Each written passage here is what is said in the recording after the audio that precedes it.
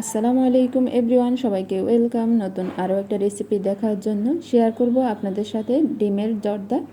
এটা একেবারে কম সময়ের মধ্যে তৈরি করতে পারবেন, আর এটা ছোট থেকে বড় সকলেরই অনেক পছন্দের।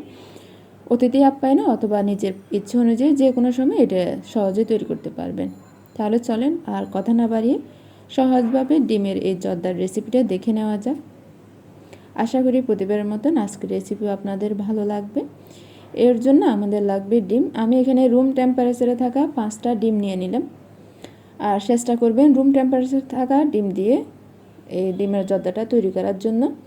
এখন এর মধ্যে দিয়ে দিব হাফ কাপ পরিমাণে চিনি, তবে স্বাদ অনুযায়ী আপনারা কম বেশি করে নিতে পারবেন, যে যেমনটা মিষ্টি খেতে পছন্দ করেন। এরপর এটাকে আমি খুব ভালো করে মিশিয়ে নেব। চিনিটা গলে যাওয়া পর্যন্ত এটাকে খুব ভালো করে মিশিয়ে নিতে হবে। আমি এখানে হ্যান্ড উইচ দিয়ে করলেও আপনারা কিন্তু কাঁটা চামচ দিয়ে এটা করতে পারবেন।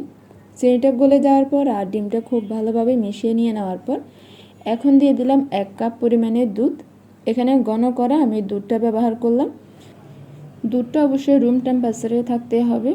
এরপর খুব ভালো করে রেখে মিশিয়ে এক সাইডে রেখে দিব। অন্যদিকে চুলায় অলরেডি একটা পাতিল বসিয়ে দিলাম, আর এর মধ্যে দিয়ে দিলাম 2 টেবিল চামচ পরিমাণের ঘি। ঘিটা হালকা পরিমাণের গরম হয়ে আসার পর 3টে এলাচ দিয়ে দিলাম, আর 1 টুকরা দারচিনি দিয়ে দিলাম। এলাচগুলোকে একটু মুখটা ফেটে দিলাম। এখন এটাকে কিছুক্ষণ একটু ভেজে নিব।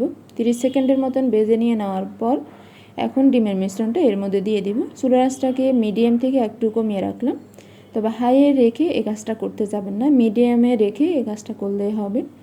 এখন মিশ্রণটাকে অনবরত নেড়ে ছেড়ে আমি জর্দাটা তৈরি করে নেব। এটা যদি নাড়াচাড়া বন্ধ করেন তাহলে কিন্তু দলা পেকে যেতে পারে, তাই একটু আস্তে ধীরে রেখে মিশিয়ে নেবেন। মিশাতে মিশাতে এক পর্যায়ে এসে খেয়াল করলে বুঝতে পারবেন এটা কিছুটা গুটি গুটি বাঁধা শুরু করছে আর অনেকটাই পানি টেনে গেছে। তবে যে পানি আছে আমি এই পানিগুলোও রাখবো না, একেবারে শুকিয়ে নিব। এখন এ পর্যায়ে এসে আমি দিয়ে দিব 2 টেবিল চামচ পরিমাণের কিশমিশ। পরিমাণটা কম বেশি করে নেওয়া যাবে। আপনারা চাইলে এখানে পছন্দ অনুযায়ী যে কোনো ধরনের বাদামও অ্যাড করতে পারবেন। কিশমিশটা দিয়ে দেওয়ার পর আমি খুব ভালো করে এটাকে মিশিয়ে নিব। মিশাতে মিশাতে এক পর্যায়ে এসে খেয়াল করলে বুঝতে পারবেন এর মধ্যে কিন্তু এক্সট্রা কোনো পানি নেই, একেবারে শুকিয়ে গেছে। দেখেন, এখন এটাকে আমি নামিয়ে পরিবেশন করব। চাইলে এটা আপনারা এভাবেও খেতে পারেন, অথবা রুম টেম্পারেচারে এনে এরপর নর্মাল ফ্রিজে 1 থেকে 2 ঘন্টা রেখে ঠান্ডা করে খাওয়া যাবে, যার যেভাবে পছন্দ। রেসিপিটা কেমন লাগছে অবশ্যই কমেন্ট করে জানাবেন, আর পরবর্তী রেসিপি দেখার আমন্ত্রণ রইল।